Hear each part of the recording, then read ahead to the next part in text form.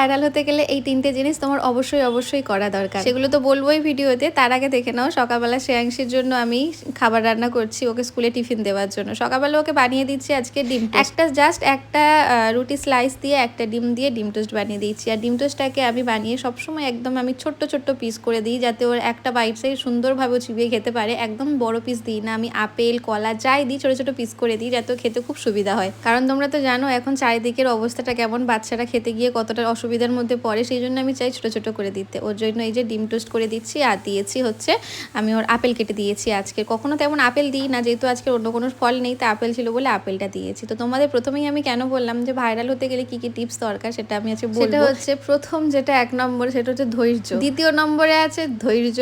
তৃতীয় নম্বর আছে ধৈর্য তোমাকে ধরতেই হবে। সেটা তোমার আজকের না হোক, কালকের হবে, তোমার 1 বছর হবে, তোমাকে ধরে ভিডিও করতে হবে। তুমি যদি মনে করো যে আমি ধৈর্য ছেড়ে দিয়েছি, আমার ভিউজ হয়নি বলে, তাহলে কিন্তু ব্যাস গেল, ওটাই তুমি বড় ভুল করেছো। যাই হোক না কেন, তোমার মানসিকভাবে ধৈর্য ধরেই রাখতে হবে। আর সেইভাবে তোমরা ভিডিও বানিয়ে যাও, একদিন ঠিক ভাইরাল হবে। আমি নিজেও ভাইরাল হইনি, আমি নিজের ভিডিওতেও ভিউজ হয় না, কিন্তু আমি ধৈর্যটা ধরে রেখেছি। যাই না কতদিন এটা ধরে রাখতে পারবো, তোমাদেরকে আমি জ্ঞান দিচ্ছি। তো যাই হোক, এটা অবশ্যই মেনে চলো, তাহলে অবশ্যই একদিন সফল হবেই। শ্রেয়াংশীকে সকালবেলা একটু দুধ আর কর্নফ্লেক্স দিয়েছি, আর ও খায়নি, সেটা আমি খেয়ে নিয়েছি। নিজের শরীরটা চারদিক থেকে কেন ফুলে যাচ্ছে বুঝতে পারছো?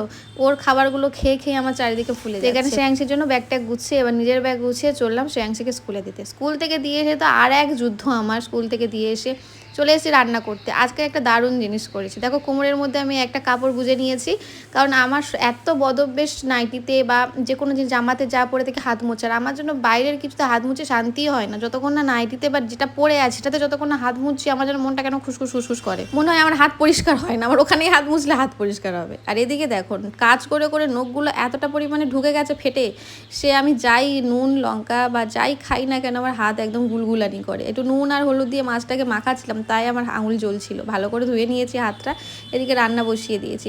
মানে গরমে মাথা গরম হয়ে গেলে যা হয় দেখো, প্রথমে আমি মশলাটা না কষিয়ে আমি আলু দিয়ে দিয়েছি, তারপরে আমি মশলা দিয়েছি।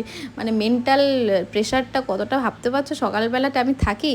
তো যাই হোক, তাড়াতাড়ি রান্নাবান্না করে যাচ্ছে শ্রেয়াংশীকে আনতে। তোমাদের যে টিপস 3টা আমি বললাম, ধৈর্য ধরে কিন্তু রাখতে হবে, ছাড়লে চলবে। আশা করি তোমরাও আমার ভিডিওটা ধৈর্য ধরেই দেখেছো। ভিডিওটা ভালো লাগলে অবশ্যই একটা কমেন্ট রেখে যেও, আমার খুব ভালো লাগবে।